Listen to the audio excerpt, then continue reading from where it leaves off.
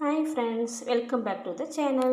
இன்றைக்கி நம்ம என்ன செய்ய போகிறோம்னா மிளகு தக்காளி சட்னி, மணத்தக்காளி கறின்னு சொல்லுவாங்க. இதுக்கு தேவையான பொருள் பாருங்கள், ஒரு கைப்பிடி நல்லா சுத்தம் பண்ண மணத்தக்காளி கீரை, ஒரு பெரிய வெங்காயம், உங்களுக்கு விருப்பப்பட்டால் நீங்கள் சின்ன வெங்காயம் கூட போட்டுக்கலாம், 2 தக்காளி, மிளகாய், புளி பாருங்கள், நெல்லிக்காய் சைஸ் எடுத்துருக்கேன். உங்களுக்கு தேவையான அளவுக்கு புளிப்பு நீங்கள் கூட்டியோ குறைச்சா போட்டுக்கலாம். அடுத்தது உளுந்தம்பருப்பு 1 ஸ்பூன், நான் கருப்பு உளுந்து தான் போடுவேன், நீங்கள் உங்கள் வீட்டில் என்ன உளுந்து இருக்கோ அதை போட்டுக்கலாம். ஜீரகம் 1/2 ஸ்பூன், தனியா 1 ஸ்பூன். இப்போ எப்படி செய்யறதுன்னு பார்க்கலாமா? இப்போ நம்ம எப்படி செய்யறதுன்னு பார்க்கலாம். நான் இந்த மாதிரி ஒரு கடாய் தான் வச்சுக்குவேன், இதுதான் எனக்கு ரொம்ப கம்ஃபர்டபுளாக இருக்கும். நீங்கள் உங்கள் வீட்டில் என்ன கடாய் இருக்கோ அதை வச்சுக்கோங்க. நான் இண்டாலியம் கடாய் தான் வச்சுக்குவேன் எப்போவுமே. கொஞ்சம் எண்ணெய் விட்டுக்கலாம். நான் கடலை எண்ணெய் தான், செக்கெண்ணெய் தான் யூஸ் பண்ணுவேன். நீங்கள் என்ன எண்ணெய் யூஸ் பண்ணுறீங்களோ அதை யூஸ் பண்ணிக்கலாம். எண்ணெய் காஞ்சதையும் நம்ம ஃபஸ்ட்டு எண்ணெய் காஞ்சிச்சான்னு பார்த்துக்கலாம்.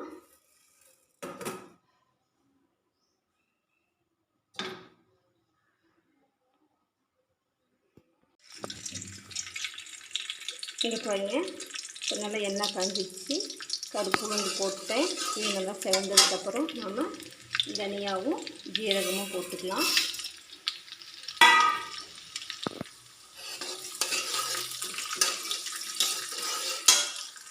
இது போட்டதுக்கப்புறம் மிளகாய் போட்டு நெக்ஸ்ட்டு வெங்காயம் தக்காளி போட்டுக்கணும்.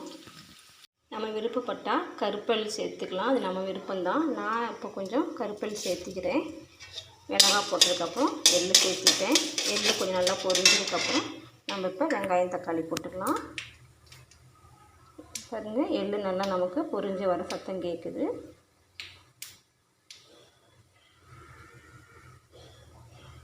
இப்போ நம்ம வெங்காயம் தக்காளி போட்டுக்கலாம். வெங்காயம் தக்காளி போட்டு நல்லா வதக்கிடணும்.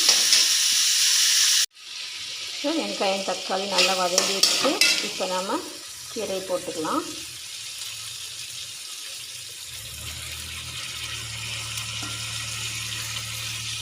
கீரை நல்லா வதங்கிடணும். கீரை நல்லா ஒரு 5 நிமிஷம் வதங்கிடுச்சு.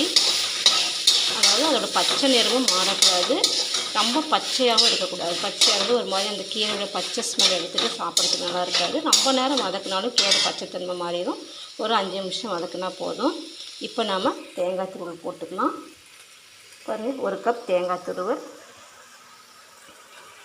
இதை போட்டுட்டு இதே அடுப்பை ஆஃப் பண்ணிவிட்டு இந்த ஹீட்லேயே லைட்டாக நம்ம கரைச்சி எடுத்துக்கலாம். நெக்ஸ்ட்டு நம்ம மிக்ஸி ஜாரில் ட்ரான்ஸ்ஃபர் பண்ணி அரைச்சிக்கலாம். ஆனால் நான் இன்றைக்கி எங்கள் வீட்டில் ஆட்டுக்கல் இருக்கிறதுனால நான் ஆட்டுக்கல்லில் தான் ஆட்டுவேன். எப்பவுமே எங்களுக்கு ஆட்டுக்கல்லில் ஆட்டினா தான் சட்னி ரொம்ப பிடிக்கும். ஆட்டுக்கல்லில் தான் ஆட்டுவோம். கடைசியாக நம்ம புளி சேர்த்துக்கலாம். எல்லாமே இப்போ நம்ம உப்பு சேர்த்து ஆட்டுக்கல்லில் ஆட்டி எடுத்துகிட்டு வந்துடலாம். நீங்கள் ஆட்டுக்கல் இல்லாதவங்க மிக்ஸி ஜார்லேயே அரைச்சிக்கலாம். விருப்பப்பட்டால் உங்கள் வீட்டில் ஆட்டுக்கல் இருந்தால் அதுலேயும் அரைச்சிக்கலாம். ஆட்டுக்கல் ஆட்டும் போது இன்னும் கொஞ்சம் டேஸ்ட் அதிகமாக இருக்கும். இங்கே பாருங்கள், இதுதான் எங்கள் வீட்டோட ஆட்டுக்கல். இது எனக்கு எங்கள் பாட்டி கொடுத்தது. இப்போ நம்ம சுத்தமாக இதை வாஷ் பண்ணி வச்சிட்டோம். இப்போ நெக்ஸ்ட் நம்ம சட்னி இதில் போட்டு அரைக்க போகிறோம். இப்போ நம்ம சட்னி அரைக்கிறோம். நல்லா இந்த மாதிரி நல்லா நைஸாக ஆட்டி எடுத்துக்கணும்.